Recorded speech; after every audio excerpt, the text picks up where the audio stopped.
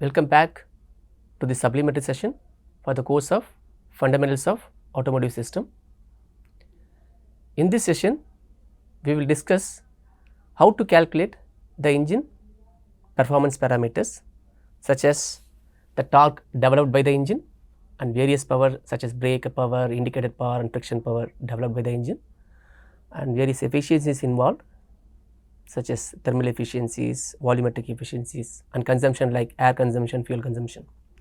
So, these are the parameters what we going to calculate today. So, these are the constants we are going to use for this calculation today. So, for example, we have fuel density. The fuel density can be available in the various ranges, but what we are going to use is 840 kilograms per meter cube.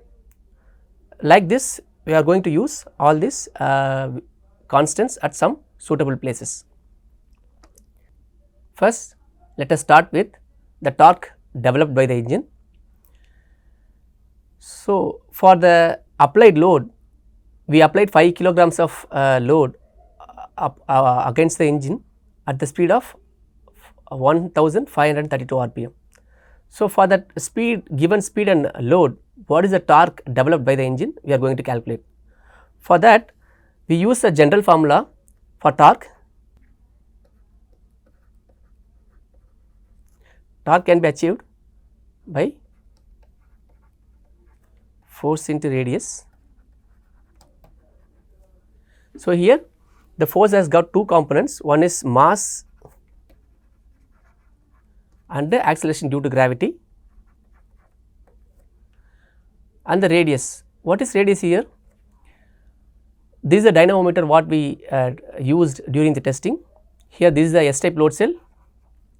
This is a simple strain gauge to measure the load applied on the engine. This is the load application point where we, due to reaction, the entire casing was rotating and pushing the S-type load cell that was seen during our lab session. So, here this is the axis of rotation, this is the axis of rotation of the rotor, this is the load application point. So, here, so this is your radius or effort arm. So, this is 0.185 meters. So, radius is 0.185 meters. So, mass what we applied is 5 kilograms and acceleration due to gravity is 9.81 and the radius is 0.185 meters. So, the result is 9.071 Newton meter. So, one thing I would like to tell here. So, this course has been taken by many students at various capacities and various disciplines. In order to facilitate the persons, the learners with some constraints, I would like to refresh some basics or some basic unit calculations here. So, side by side I would like to tell the units and tally them. So, for this, so we use this kg and acceleration due to gravity is meter per second square and radius is in meters. So, kg meter per second square is what is the definition of 1 Newton and meters. So, the unit of the torque would be in Newton meter. Suppose I want to convert them into kilonewton meter, I simply multiply by 10 power minus 3 in order to convert them into kilonewton meter. So, this particular engine has developed 9.071 kilonewton into 10 power minus 3 kilonewton meter. So, I put a flag whenever I refer the units.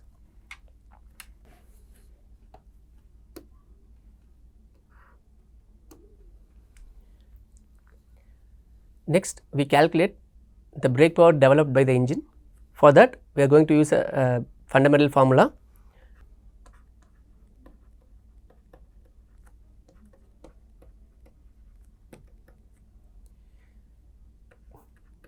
2 pi nt. So, let us see one by one. So, for this 2 and pi are constants and n is the rotational speed. During the testing we ran the engine at the speed of 1532 rpm.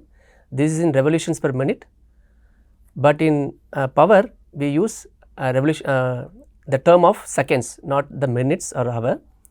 So, in order to convert the revolutions per minute into seconds, I use 60 here, and the torque what we got is 0.9071 into 10 power minus 3. So, the power is 1.46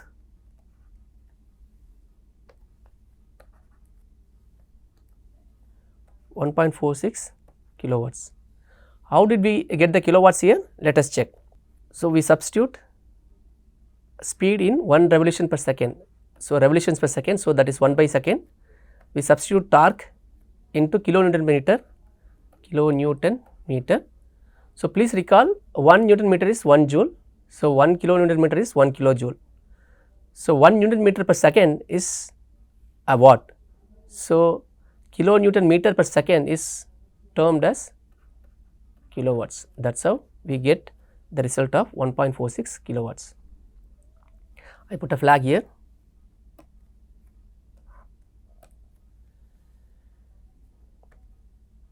Then indicated power. So, as I said earlier, the indicated power is derived from the area under the PV diagram. So, in order to get that, we use two different instruments.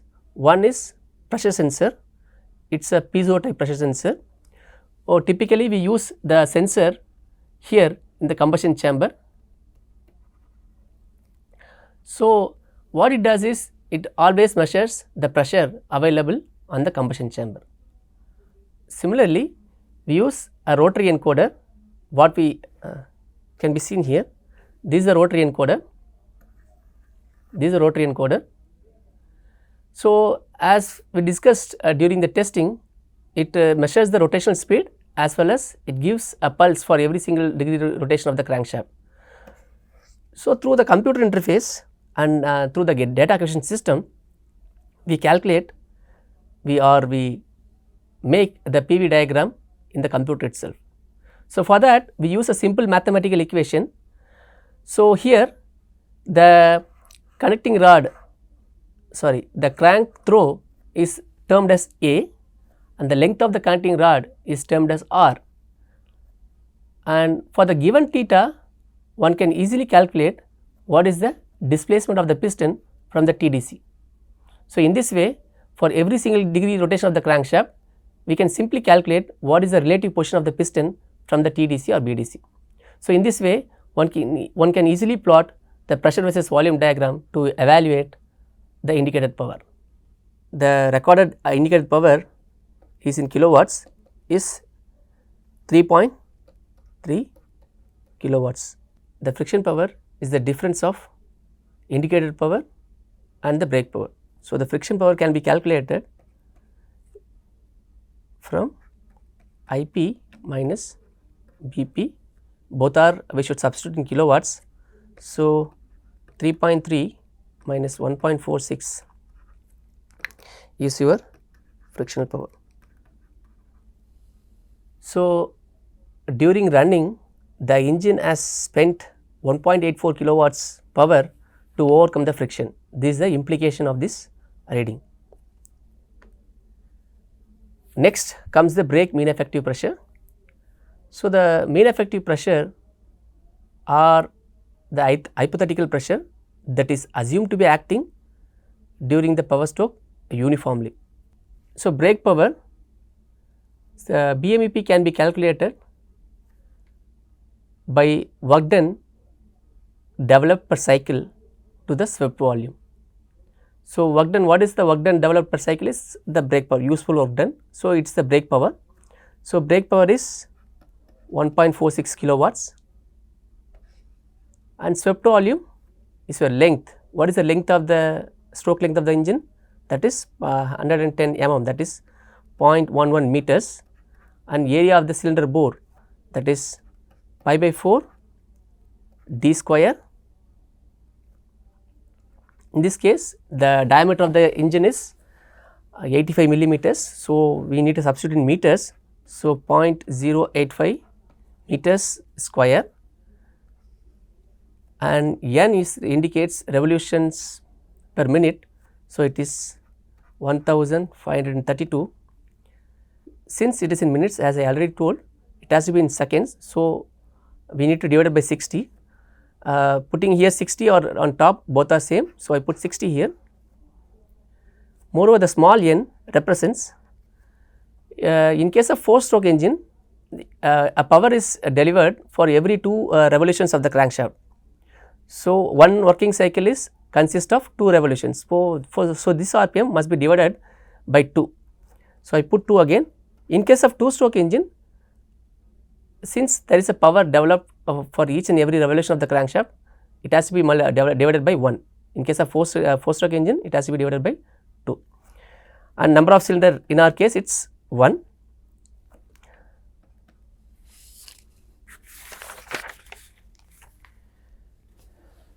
So, the BMEP what we calculate is 1.73 bar. Now, we will check the units. So, brake power we substituted in kilowatts. Kilowatts is nothing but kilonewton meter per second divided by L is in meter, area is in meter square, and speed 1 per second, and that is all. Number of cylinders has no unit.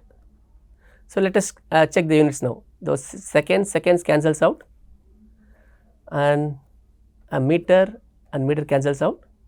So, what we left with is kilonewton per meter square. So, it is a unit of the pressure.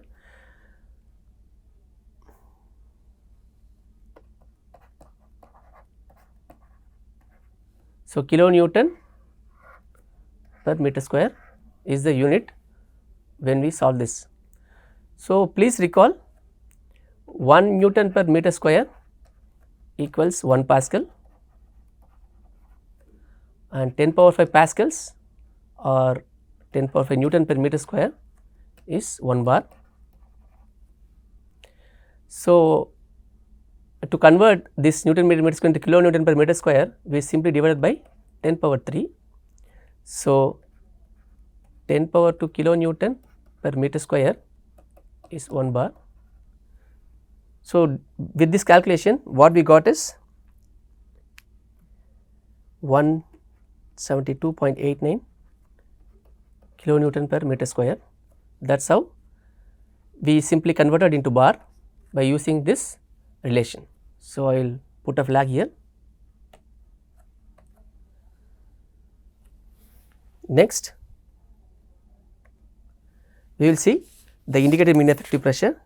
Then we are going to follow the same thing. The indicated power is 3.3 kilowatts into 60 into 2, all are same, and length is 0.11, and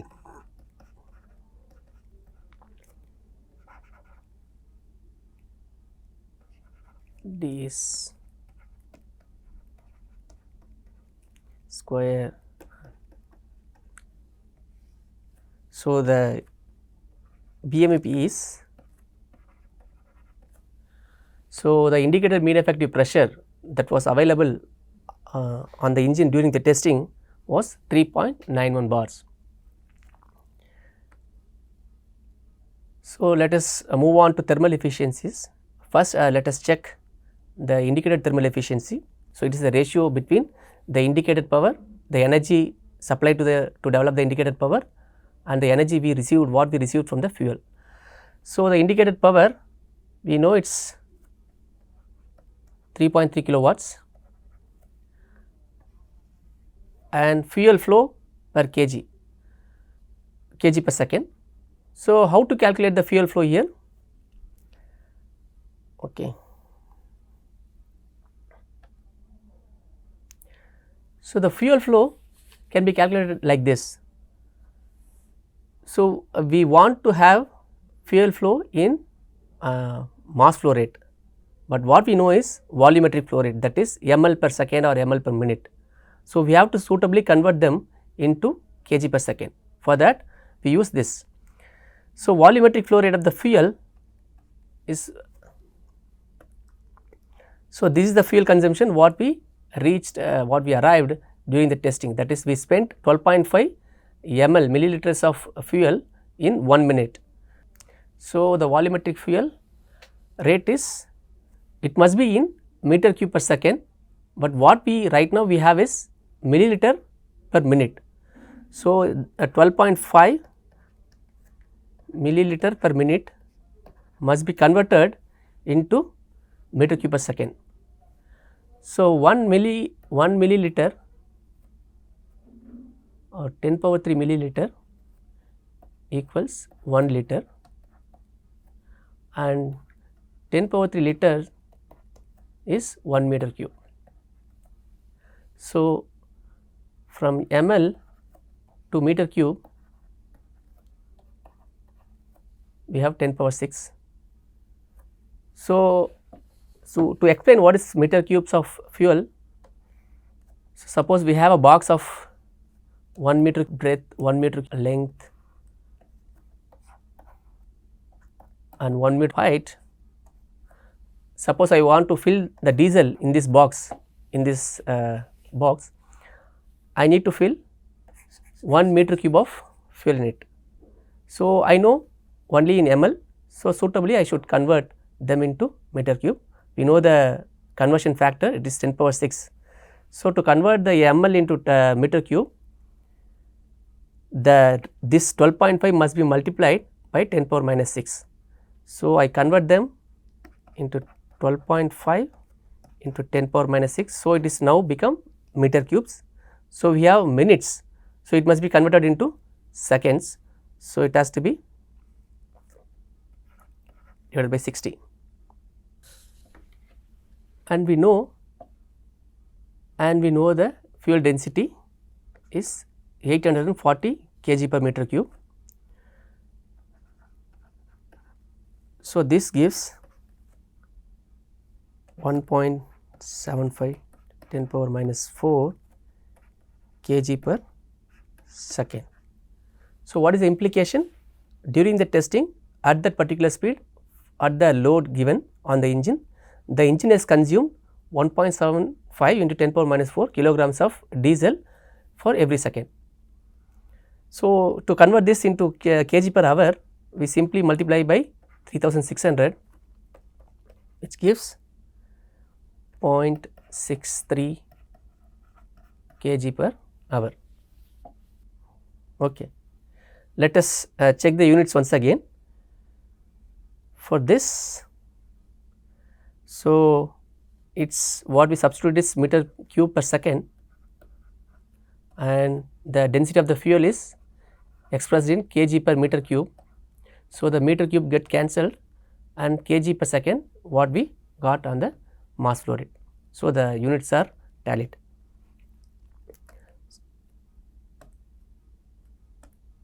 So, going back to the fuel flow per kg, so it is kg per second, it is 1.75 into 10 power minus 4, and the calorific value of the fuel is 44,000 kilojoules per kg. That is, if you burn a kg of diesel, it will liberate the energy of 44,000 kilojoules. That is the implication.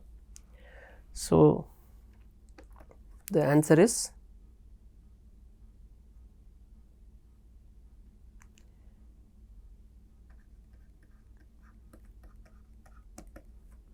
%.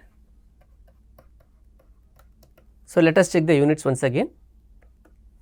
So, kilowatts is in kilonewton meter per second divided by fuel flow is in kg per second, and calorific value is in kilojoule per kg. So, the kg cancels out.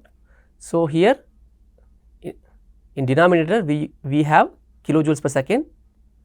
So, in here also we have kilojoules per second. So, these two get cancels out altogether. So, we know that this is the efficiency, so there should not be any unit. So, to convert them into percentage, we multiply this into 100. So, what we got is 44.12. That is, the implication of this result is the energy released by the fuel is converted only by 44% as the indicated power. So, this is the implication. So, similarly, we should check the brake thermal efficiency. So, brake power, we know it is 1.46 kilowatts and fuel flow is 1.75 into 10 power minus 4 and calorific value is 44,000. So, the result is 19.52. So, again the implication is around 20% of the energy spent by us through fuel is converted into useful work. That is what it implies. The mechanical efficiency is a ratio of brake power to the indicated power. So, the brake power we know it is brake power is 1.46 and indicated power 3.3 kilowatts. So, both of them are in kilowatts. So, it has got no unit and we simply multiply by 100. So, the answer is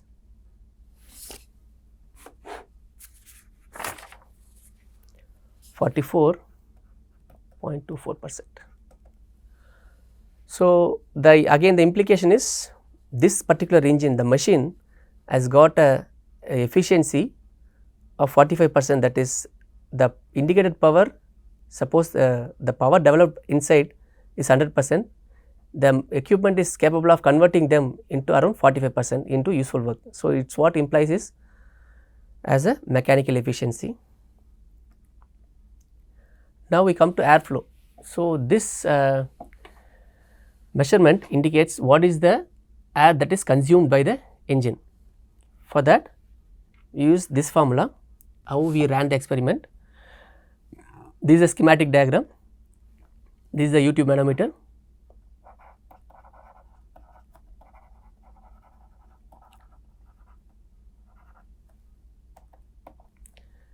And this is the air box, it is an empty metal box and this is your engine. This is exhaust, this is intake path. So, whenever the engine piston moves from TDC to BDC, there is a depression. To balance the depression, the engine sucks from somewhere. In the air box, we have a orifice. So, through the orifice, the air rushing in. At the same time, the U tube manometer has two limbs. One limb is connected with the empty air box, the other limb is exposed to atmosphere. So, as the engine sucks the air, in the column there is a depression and at the second column there is a atmospheric pressure, due to which the water, it is a simple water U tube manometer. So, the water is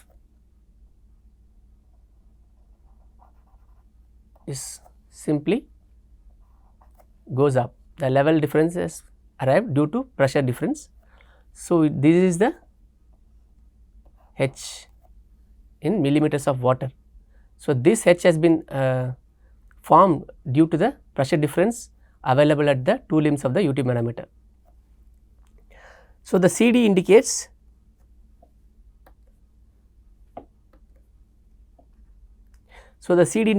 the coefficient of discharge of this orifice. Okay, it is 0.6 and we know the pi by 4. D square is not the piston diameter, it is, in this case it is the diameter of this orifice. Diameter of the orifice is 20 mm. So, it is 0.02 meters and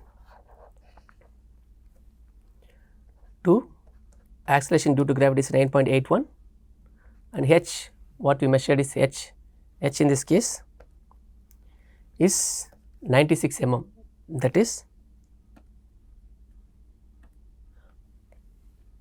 0.096 meters,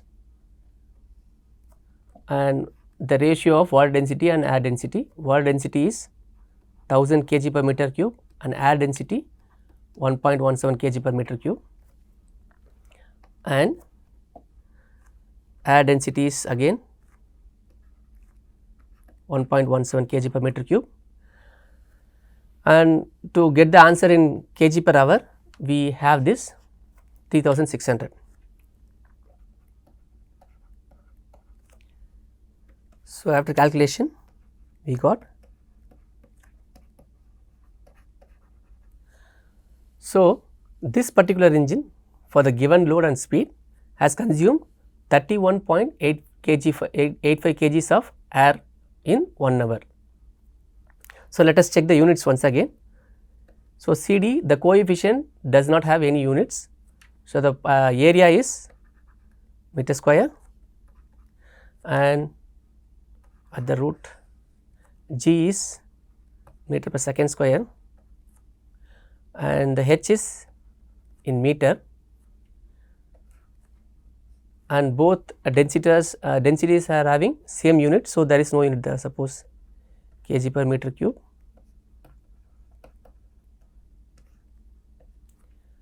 and air density is kg per meter cube. So, let us check the units. So, this get cancels out. So, meter square and second square. So, under the root the square will be gone. So, we simply have meter square and meter per second. Here we have kg per meter cube. So, meter square into meter cube. So, this cancels out. So, what we left with is kg per second. So, that is what we are dealing here.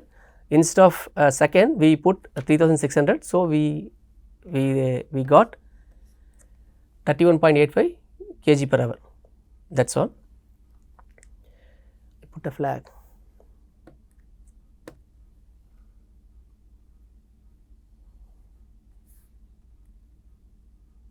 So, now we compute the volumetric efficiency. It is the ratio that helps to identify what is the capacity of the breathing capacity of the particular engine. That is, suppose we found now the engine has consumed 31.85 kgs of air in 1 hour, but what is the engine is designed for, but it is somewhat different. Let us check. So, the swept volume of the engine can be computed with these parameters. So, here the area of the cylinder bore. So, first let us discuss what is airflow is 31.85, it is in kg per hour. So, pi by 4 d square, pi by 4 is 0.7854, d square is the diameter of the cylinder is 87.5. So, 87.5 millimeters. So, it is 0.0875 square, and L is 110 mm, it is 0.11 meters, and in revolution its speed it is 1532. So, this is the RPM. As it is a 4-stroke engine, the suction stroke happens in once in every 2 revolutions. So, it has to be divided by 2. So, I multiply here, and it is in revolutions per minute. As we put in air consumption in kg per hour, it has to be multiplied by 60. Then number of cylinders is 1, and the air density is 1.17 kg per meter cube. So, if you compute this, it is 94 into 100, it is 94.89 percentage. So, again what is the implication? The engine had been designed to breathe in some air, but the engine can only suck the 95% of the design volume. So, let us check the units once again. So, airflow in kg per hour divided by, so area is in meter square and length in meters, speed is in, we converted into hour. So, 1 by hour, and number of cylinders is 1, no units. Then air density is kg per meter cube. So, let me cancel the units, and this meter cube is gone. So, kg is gone. So, as this is the efficiency, there should not be any unit, that is why we did not get any unit here. So, the breathing capacity of the engine is roughly 95%. So, we already calculated the fuel flow. Now, let us compute the brake specific fuel consumption, that is BSFC. So, the BSFC is the ratio of what is the fuel flow in kg per hour to the brake power developed in kilowatts per kilowatts. So, we know the fuel consumption in kg per hour. So, in kg per hour it is 0.63, and BP in kilowatts it is 1.46. So, the answer is 0.432 kg per kilowatt hour. So, this is what is fuel consumption in kg per hour, and this is unit for BP.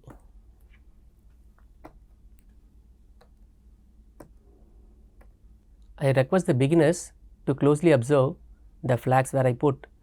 It would help you to understand the physical implications of the formulas.